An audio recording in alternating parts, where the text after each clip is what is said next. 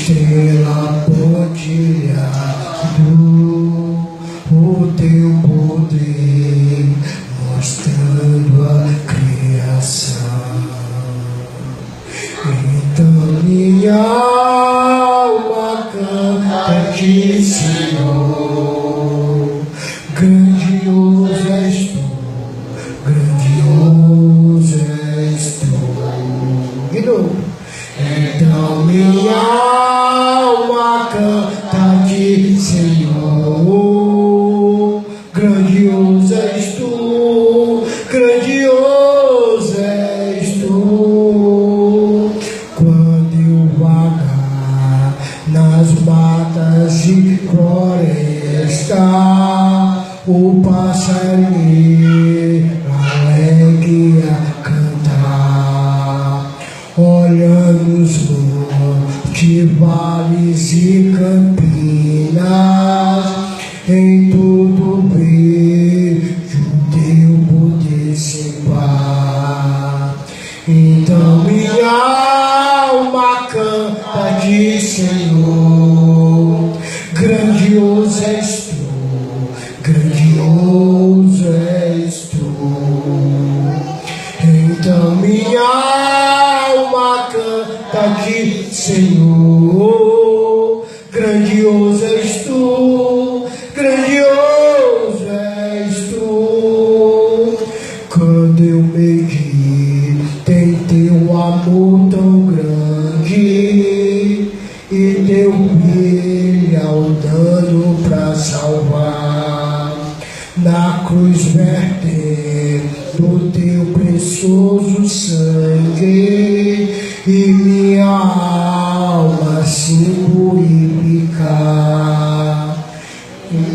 Minha alma canta-te, Senhor, grandioso és tu, grandioso és tu. Então minha alma canta-te, Senhor, grandioso és tu, grandioso és tu. Amém, irmãos. Vamos sentar. Osíris, me presta a tua Bíblia. Irmã, dá uma olhada se está gravando, por favor. Olha, pode ficar à vontade aí com a Bíblia. Está gravando? Então, obrigado, irmão. Como renovar a nossa mente? Deus, Ele pede para cada um renovar a nossa mente. Nós fomos comprados com precioso sangue, como foi lavado, como foi falado. Nós fomos lavados com o precioso sangue de Cristo. Mas é preciso que cada um de nós venha renovar dia a dia a nossa mente, mas com um propósito. Qual é o propósito? Que a Bíblia ela foi escrita. Qual foi o propósito que Deus ele tem chamado o povo a se santificar? Qual o propósito que Deus ele quer que a sua igreja seja como uma noiva, totalmente sem mácula, totalmente sem ruga, pura? Deus ele vem buscar, irmão, uma igreja que é totalmente pura. Então, vamos supor, vamos fazer aqui uma linha de pensamento. A igreja de Deus, a igreja de Cristo, ela está espalhada em todo o globo terrestre, certo? Mas aqui na Gangorra vai ter aqueles que se batizaram, morreram para o mundo, crucificaram a sua carne para o pecado, e estão esperando a vida do Senhor, não é isso? Então nós estamos cada um nessa batalha. Por quê? Porque nós saímos do Egito, nós saímos do mundo pagão, e estamos andando para a glória do Filho de Deus. A qualquer momento, cada um de nós estamos esperando esse momento. E aí, o apóstolo Paulo diz que nós devemos renovar a nossa mente. A nossa mente agora tem que estar voltada totalmente à esperança da salvação eterna. O nosso corpo, irmão, ele vai ser totalmente modificado, vai ser transformado. Mas enquanto nós tivermos essa batalha, vai haver uma briga, né, interior, uma briga que vai querer que você volte para o mundo. Mas a nossa batalha é tentar viver esse cristianismo, caindo, se levantando e buscando a Deus. Porque pode ser nesse momento que você se levante, irmão, saia do mundo e venha para Deus, e pode ser esse momento que Deus vem. E aí você vai estar restaurado. E vai ter aqueles irmãos que vai estar na igreja, só por estar na igreja, mas não está se guardando diante do Senhor. E aí vai haver, irmão, né, uma coisa bem interessante. Lá no céu a gente vai dizer, mas aquele irmão ele entrou, mas naquele momento ele estava se purificando, naquele momento ele estava se guardando. Aquele irmão que a gente pensava que era totalmente espiritual, e talvez não vai entrar. E aí, irmão, que nós estamos trabalhando neste mundo para mudar a nossa mente. Abra sua Bíblia em Romanos, capítulo 12. Romanos, capítulo 12. Eu te empresto esse celular aqui, se você quiser. Aqui é uma Bíblia. Romanos, capítulo 12. Achei ele. Romanos, capítulo 12. Às vezes, vai ter que eu não pego nessa Bíblia, não sei nem mais a bola. Olha aqui o que diz Paulo. Rogo, pois, irmão, pela misericórdia de Deus, que apresentei os vossos corpos por sacrifício vivo. Apresentei os vossos corpos como sacrifício vivo.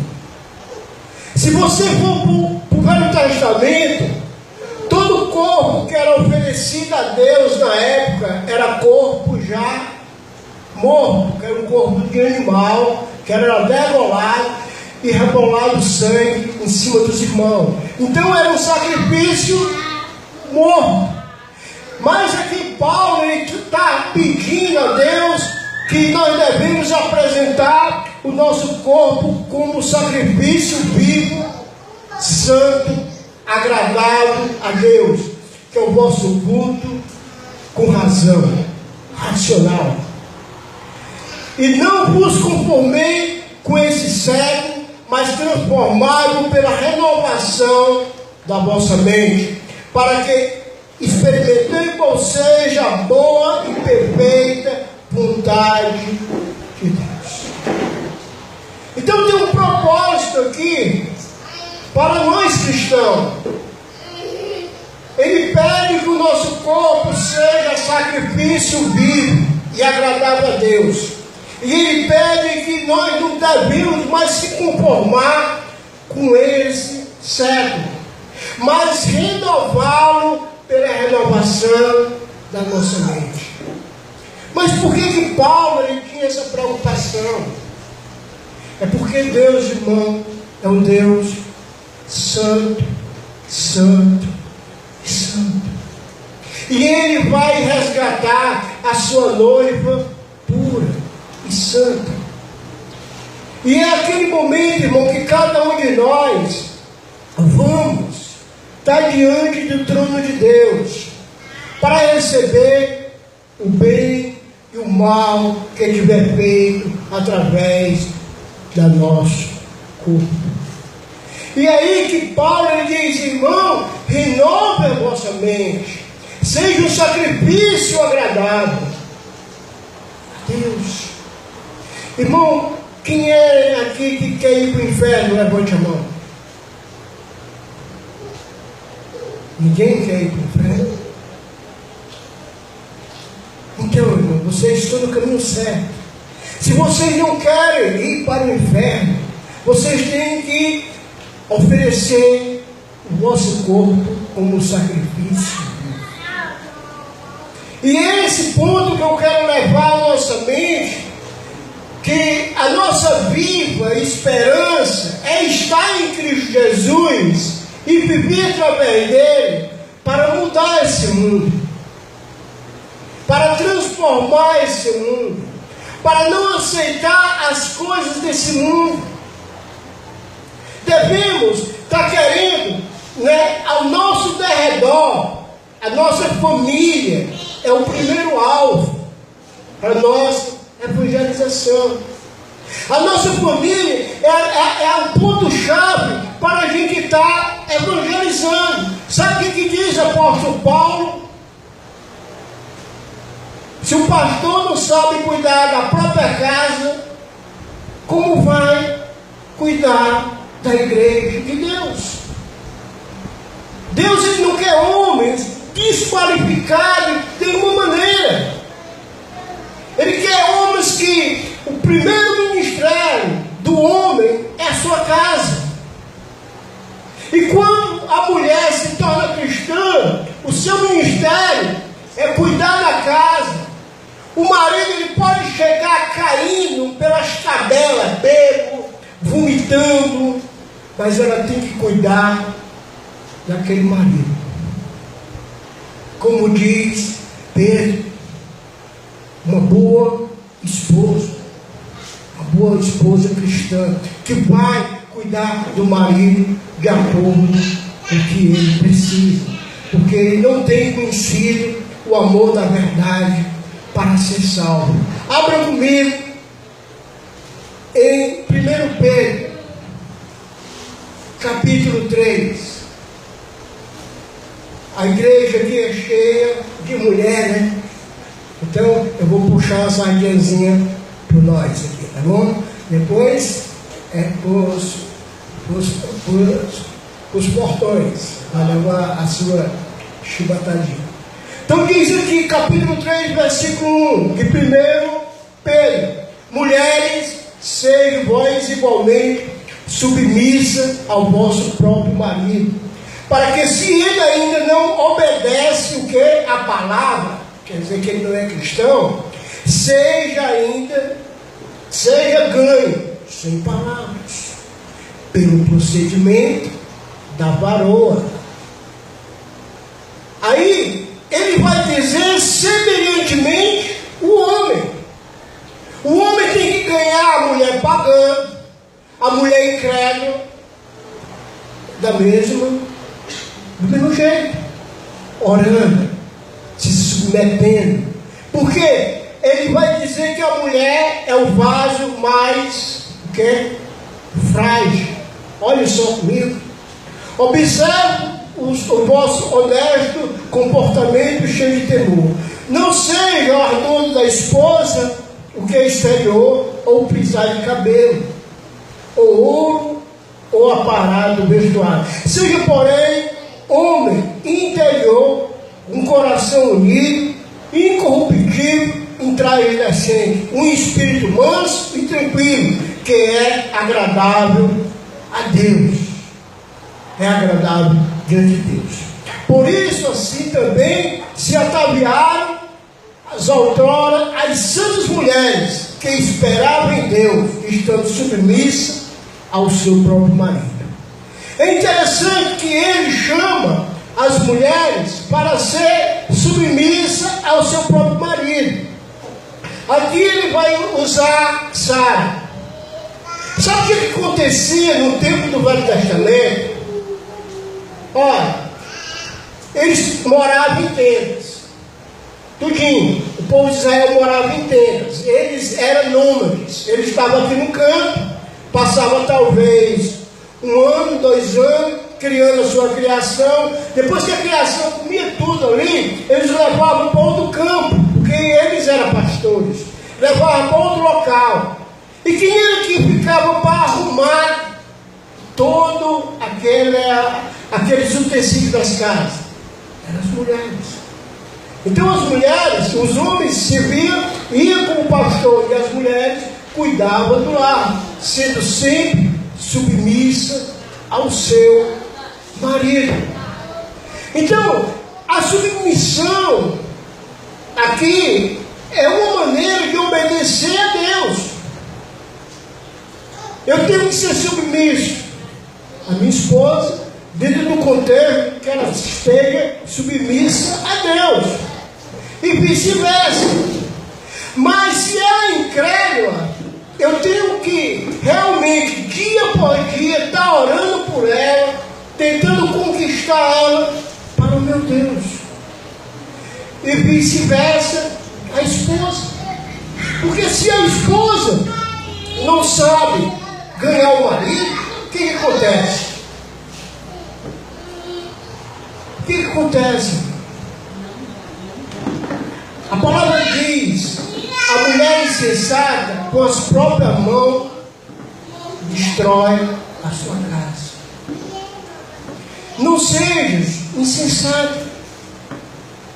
Às vezes a gente diz uma palavra dura, leva uma palavra dura e acaba com a harmonia dentro de casa.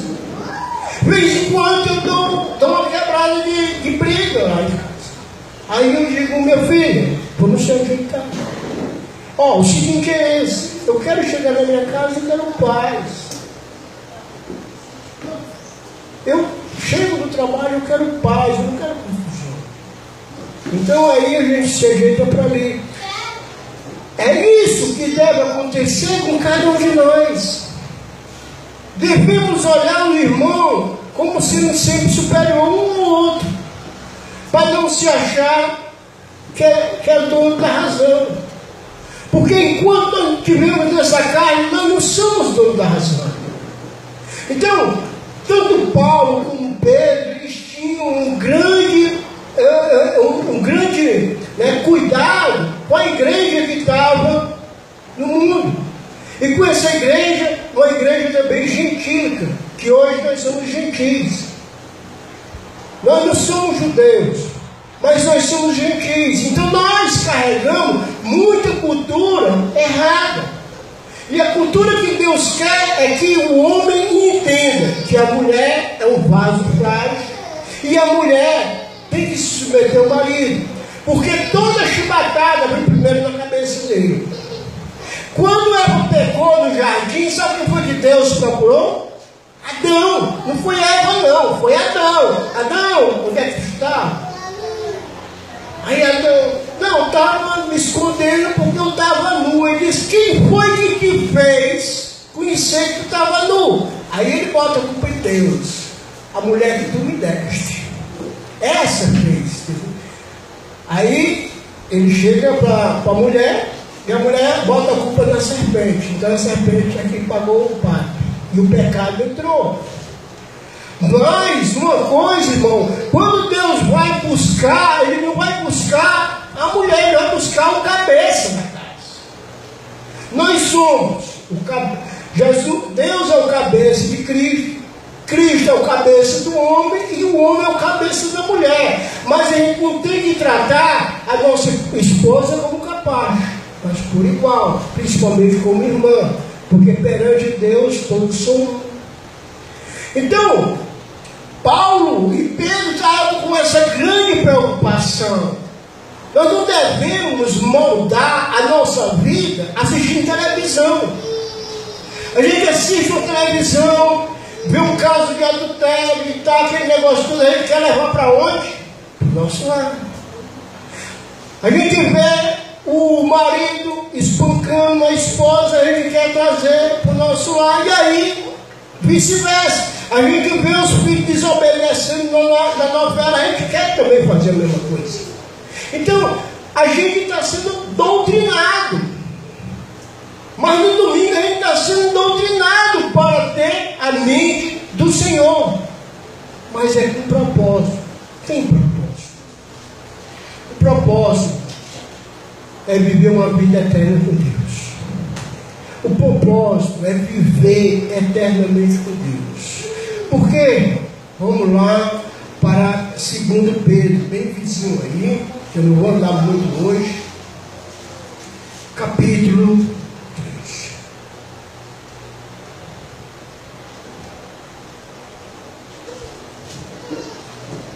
Capítulo 3. Ele diz: amados, esta agora é a segunda epístola que vos escrevo. Em ambas procuro despertar com lembrança a vossa mente esclarecida. Paulo, ele diz que nós temos que ter a mente voltada às coisas de Deus. Renovação da mente. Aqui Pedro, ele diz que já é a segunda carta que ele está escrevendo para aquele grupo de irmãos para lembrar, né, a mente dele esclarecida. Agora, irmão, eu quero que vocês venham comigo, porque ele vai falar sobre a vinda do Senhor. O que vai acontecer com essa terra? O que nós vamos passar, o momento que nós vamos passar. Porque se você não tiver com o corpo glorificado, se você não tiver com o corpo transformado, sabe o que vai acontecer? Você vai ficar. E quando você vai ficar, você vai passar pelo batismo de fogo, que os pentecostais pedem, né? Eles dizem: Senhor, manda fogo, Senhor. Mas o fogo é juízo. Então, sabe o que vai acontecer? Quando Cristo aparecer nos ares, os que estão em Cristo Jesus vão ter o corpo glorificado e transformado, certo? Os ares. Quem está nas tumbas vai ressuscitar também e vai para lá. Então vai ficar aqueles pessoas que não foram obedientes a Deus, certo? Mas por poucos segundos, porque é um piscar de olho. Então vai cair fogo do céu, queimar a terra. Então as pessoas aqui vão passar por um processo de purificação. É um batismo de fogo, a purificação, só para estar na presença de quem? De Deus. Porque Deus não contempla o pecado. Deus não contempla o pecado de maneira nenhuma. Então eles vão passar por esse processo de purificação. Nós vamos ler aqui o capítulo 3. Então a terra está separada, está guardada para a condenação do homem ímpio, do homem que desobedece a Deus. Então Paulo, ele estava sempre fazendo as exortações, chamando os irmãos a viver com a mente voltada à glória de Deus. Vamos aqui, capítulo 3. Amados, esta é a segunda epístola que vos escrevo, em ambas procuro despertar com lembrança a vossa mente esclarecida, para que vos recordei as palavras anteriormente que foram ditas pelo santo profeta, como do mandamento do Senhor e Salvador, ensinando sobre os vossos apóstolos. Versículo 3: tendo em conta, antes de tudo, que nos últimos dias virão escarnecedores, com seus escárnios, andando segundo as próprias paixões, e dizendo: onde está a promessa da vinda? Porque desde os pais dormiram, todas as coisas permanecem desde a primeira criação.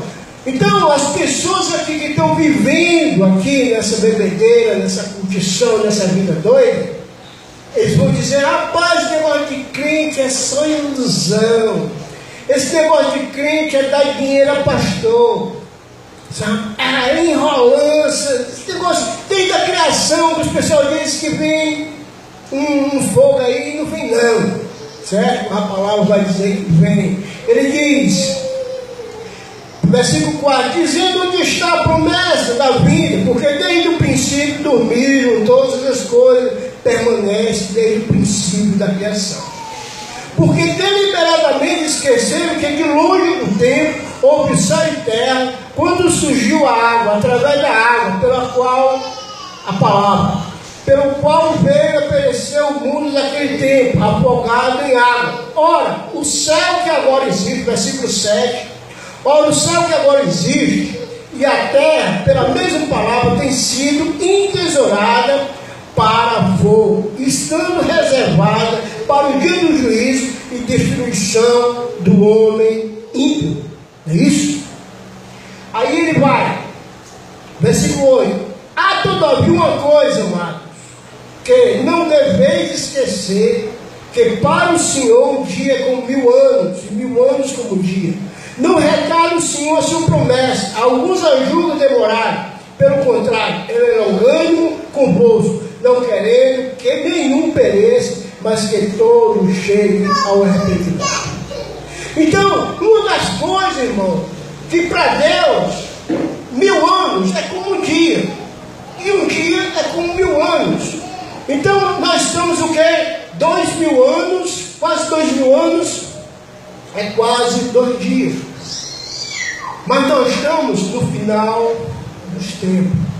Se você vir olhar uma criancinha, por exemplo, eu comecei a ter maldade na minha mente, negócio de mulher, certo? A partir dos, acho que 14 anos de idade. E aí, eu comecei a me contaminar. Foi aí que eu comecei a acarretar pecado na minha vida. Se eu não tivesse conhecido Cristo nesse período, eu tinha morrido nos meus delitos e nos meus pecados. Mas eu conheci Cristo, então meus pecados passados foram perdoados. Mas todo dia, como eu disse um dia nesse, eu tenho que matar um leão para não se enrolar com o pecado. Então, ele vem falando aqui no versículo 9: não retarde o Senhor a sua promessa. Ele quer que não julgue demorado. Pelo contrário, ele está sendo longânimo, não querendo que ninguém pereça, mas se arrependa. Mas a gente não pode, irmão, de maneira nenhuma, pensar que a gente é para sempre. A gente é mortal. Mas mortal na nossa natureza carnal. Mas somos seres eternos. Nós fomos criados de Deus. E nós vamos voltar para lá. O que eu estou fazendo através do meu corpo? Contaminando a minha alma. Matando a minha alma. Sabe o que acontece? Eu vou ser julgado. Versículo 10: Virá entretanto como ladrão o dia do Senhor, o qual o céu passará com esse estrepitoso estrondo, e os elementos desfarão abrasados, também a terra e as obras que nela existem serão atingidas. O que eu aprendo com isso? A terra vai ser atingida pelo fogo. O Senhor vem na tua casa. O Senhor vem na nossa vida como ladrão. Hoje eu posso estar aqui pregando vivo, mas amanhã vocês podem saber que eu já fui para a glória. Eu fui receber o prêmio. Eu fui receber o meu pagamento, o bem e o mal que é feito através do meu corpo. Então é aí, irmão, que eu tenho que viver com minha mente focada nas coisas de Deus.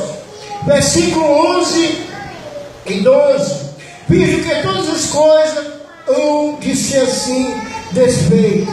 Há um mandamento que ele manda aqui: deveis ser tais como os que vivem em santo procedimento e piedade. Como é que nós devemos estar, irmão? Em santo procedimento e piedade. Sabe o que é piedade? Amar as coisas de Deus. É o significado de piedade. É estar amando estar aqui. É estar amando evangelizar. É estar amando estar falando de Jesus. É estar amando fazer as coisas de Deus. Não é fazendo as coisas de Deus, irmão, por pressão. É estar amando. O piedoso é aquele que, não é aquele cara que anda murcho ali, não. É o cara que está amando fazer as coisas de Deus. Eu venho para cá porque eu venho com amor.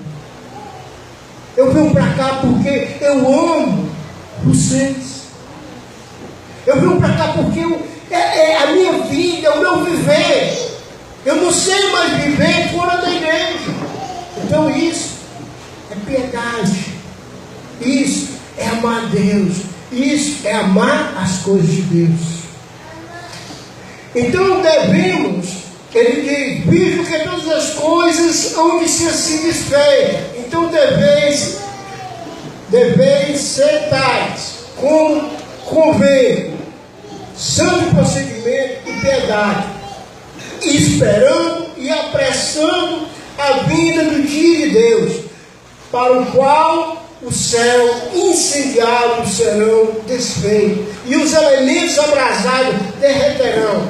Olhem comigo, ele fala isso, fala de fogo no versículo 7, fala de fogo no versículo 10, e fala de fogo no versículo 12.